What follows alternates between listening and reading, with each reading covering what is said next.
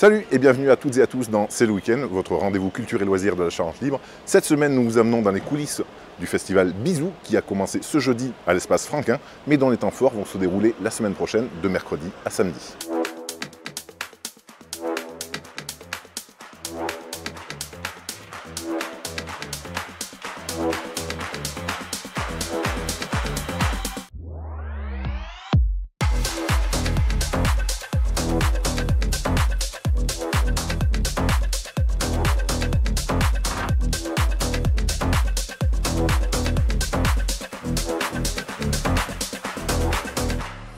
Benjamin, parlez-nous de l'histoire et des ambitions initiales du festival Bisous. Alors Bisous, on appelle ça plus un temps fort qu'un festival.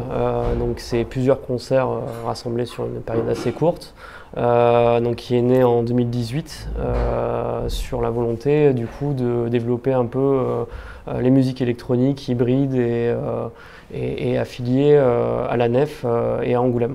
Essayer de développer un public et développer un peu ces soirées qui étaient un peu plus faible en nombre sur la programmation de Bisous, qui a déjà la Nef a une identité forte rock, et on voulait aussi déconstruire ça en disant qu'on faisait aussi d'autres esthétiques musicales à la Nef. Le pari est gagné du coup Je pense, parce que l'année dernière on fait 3 complets.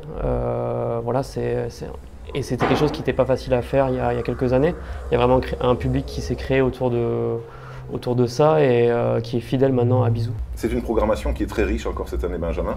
Expliquez-nous quels vont être les temps forts. Alors les temps forts, on va attaquer le mercredi 6 avec un Diabolo Nef, donc qui est un spectacle jeune public, donc, qui se déroulera à la Nef, qui est quasi complet, donc il reste peu de place sur cette date-là.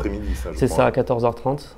Et on offre toujours le goûter après le concert, forcément, pour les petits.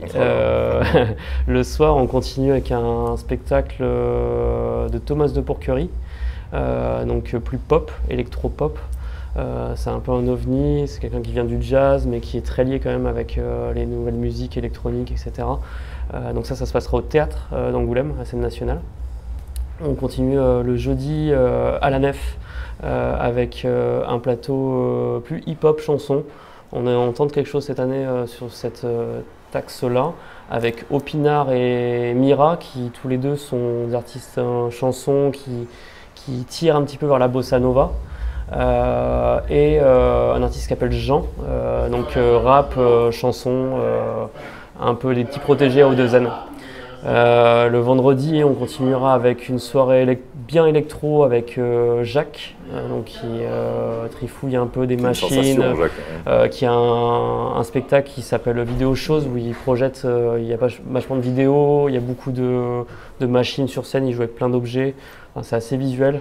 Et deux autres artistes qui sont Roman Santarelli, donc une DJ qui est très liée à l'électro française, bien la française, et Panteros 666, qui est plus sur un registre Eurodance pour bien terminer la soirée. Le samedi, on terminera sur une soirée encore à la Nef, donc 3 soirées d'affilée, avec Molécule, donc c'est pareil, c'est un DJ électro, une soirée très visuelle aussi. Il y a 2 vidéos proches qui projettent vraiment toute une scéno sur Molécule. Et donc il y a l'artiste Atome aussi, des Français, qui joue avec des machines sur scène, beaucoup de synthé et un gros show de laser. Donc c'est vraiment très visuel et sonore cette dernière soirée. Et on finira avec Boss Lane qui jouera dans la fosse, dans le public. Donc c'est un batteur, donc il est tout seul à la batterie et avec des synthés modulaires, donc toujours autour des machines et de l'électro. Comment est-ce qu'on construit une affiche? On l'a vu, elle est très hétéroclite. À quelle difficulté on se heurte? Il faut plaire à tout le monde quand même. Il faut plaire à tout le monde, il faut réussir aussi à capter ces artistes-là qui font peu de dates parfois en France. Et aussi, on fait face à des tarifs de cachet qui augmentent forcément. Donc on essaie de pas répercuter sur le tarif des billets, on essaie de trouver d'autres moyens aussi d'attirer ces artistes-là. Bisous commence à avoir une notoriété qui fait que maintenant les artistes, on arrive plus facilement à les avoir. Et on essaie aussi de mixer des artistes locaux, des artistes régionaux et des artistes de renommée un peu plus nationale ou internationale. C'est un public qui revient quand même assez régulièrement sur Bisou. On voit des têtes qu'on revoit tous les ans sur le mois de novembre. Forcément, on attire un public, jeune public sur les dates de spectacle pour les enfants, mais qu'on arrive peut-être à amener aussi sur d'autres dates. La date du jeudi va être beaucoup plus jeune, forcément vu que c'est hip-hop, chanson. C'est quelque chose qui va attirer plus des lycéens ou des jeunes adultes ou des étudiants.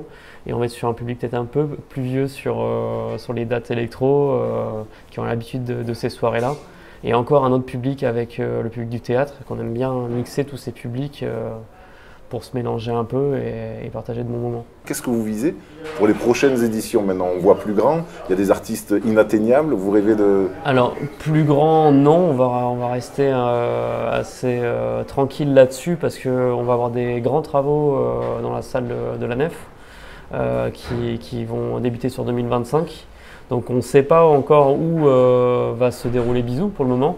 On est en train un peu de sonder plein de lieux et de voir où on pourrait faire ça. Ça se fera mais hors de nos murs. C'est un peu inédit et on aime bien aussi donner des petits défis comme ça et le public aime bien, je pense, avoir un nouveau lieu et on sera content de revenir après quand on aura fait ces expériences-là à la Nef. Eh bien, on vous souhaite le meilleur, Benjamin. Merci beaucoup. Voilà pour cette plongée dans les coulisses du festival Bisou, dont les temps forts se déroulent, on vous le rappelle, de mercredi à samedi prochain. Nous, on se retrouve la semaine prochaine.